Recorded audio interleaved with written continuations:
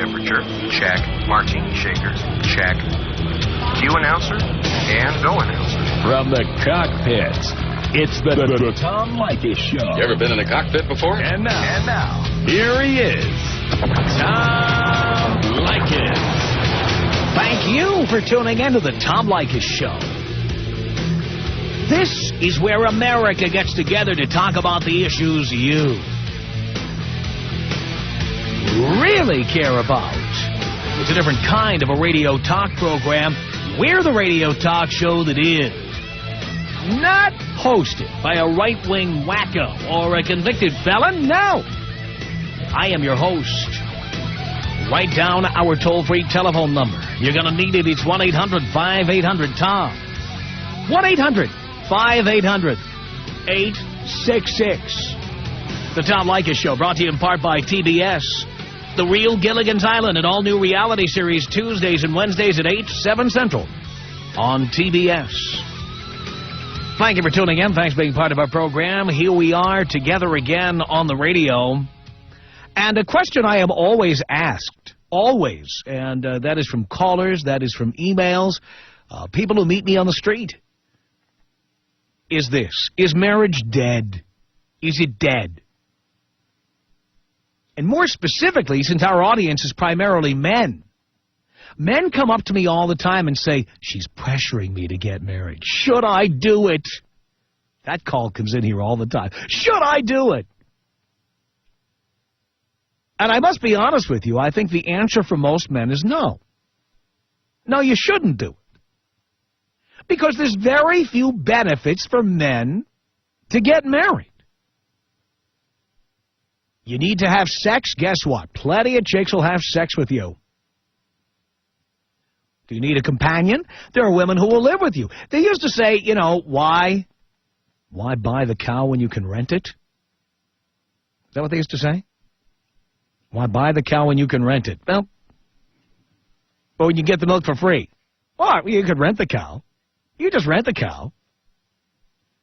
The point is, there are plenty of cows who'll hop right into bed with you. You don't have to worry about marrying them. You don't have to buy the cow. Forget about buying the cow. Besides, most American women turn out to be cows anyway after you marry them. Let's face it. They chunk up, they cut their hair short, and they tell you, hey, if you don't like it, tough. I'll take half of everything you have. And the law backs it up. Every day, women go into court, big, fat, short-haired broads who, you know, they've passed their expiration date, they've passed their sell-by date. They walk right into the courtroom and they take half of what guys have worked their whole lives to earn. What's in it for guys? Very little. If you get married and it doesn't work out, she gets the kids, she gets all that money, she gets, like an annuity, she gets payments, regular payments. For what? I'm not exactly sure, because for the last 35 years, all we've heard is that women are independent. Women don't need men.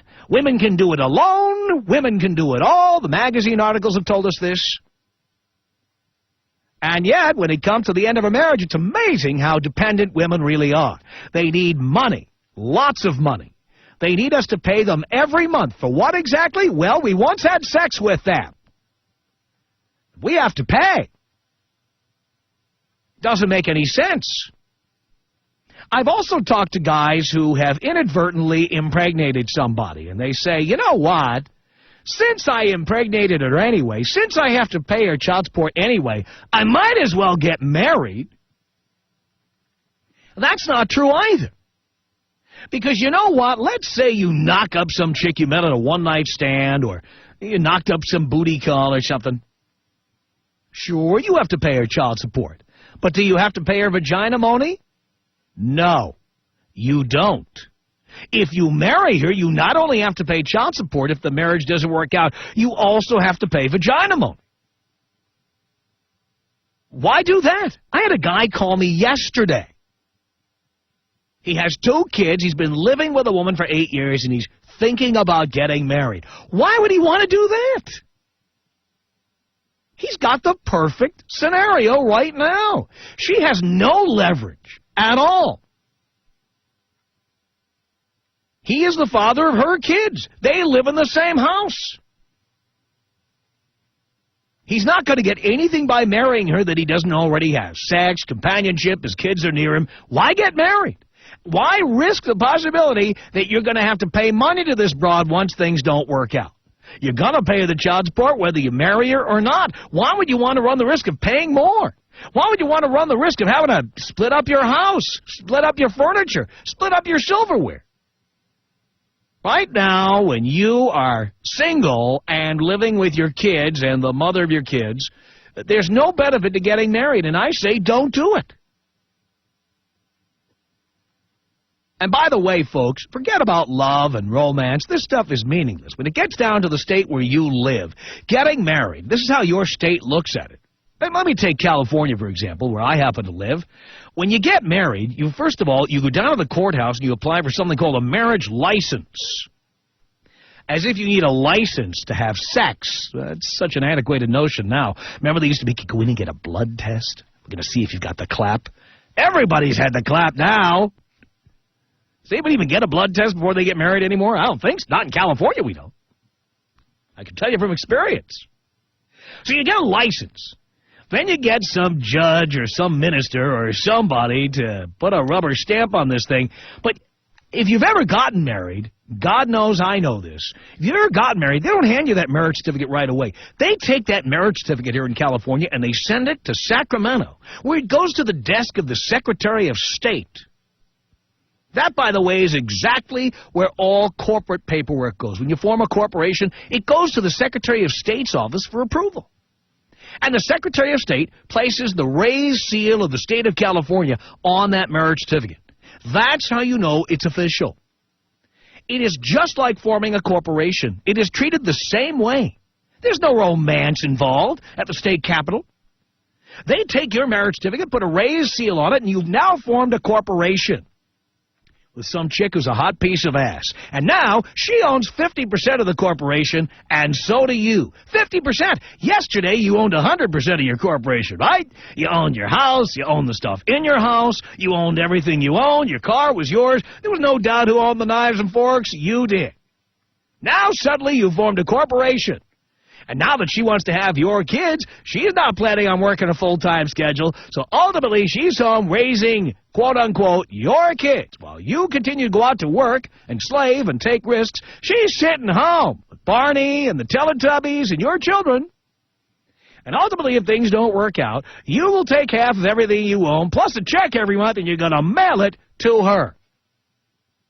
Does that sound like a good deal for a man? It's not. Now you're going to say to me, Tom, you've been married. Why shouldn't I get married? The reason I know why you shouldn't get married is because I've done it. Done it more than once.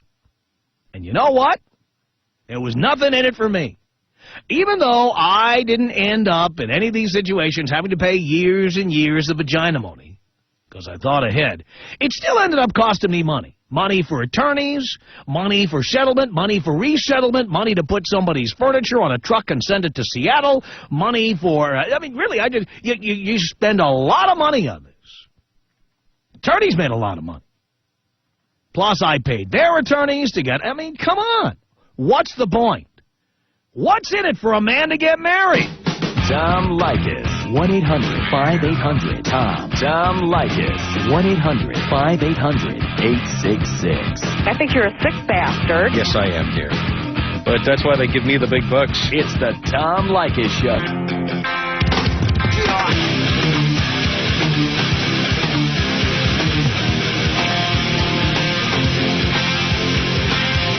It's the Tom Leykis Show from Los Angeles at 1-800-5800-TOM. Michelle on the Tom Leykis Show. Hello. Hi, Tom. Hi, Michelle.